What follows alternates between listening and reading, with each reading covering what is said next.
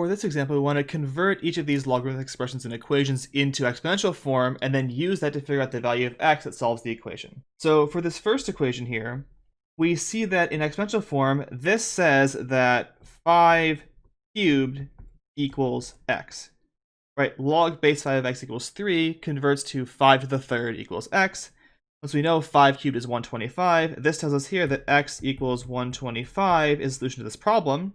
So therefore, log base 5 of 125 equals 3, and that's a true statement. So for the second, in exponential form, this statement says that 2 to what power equals 1 over 16.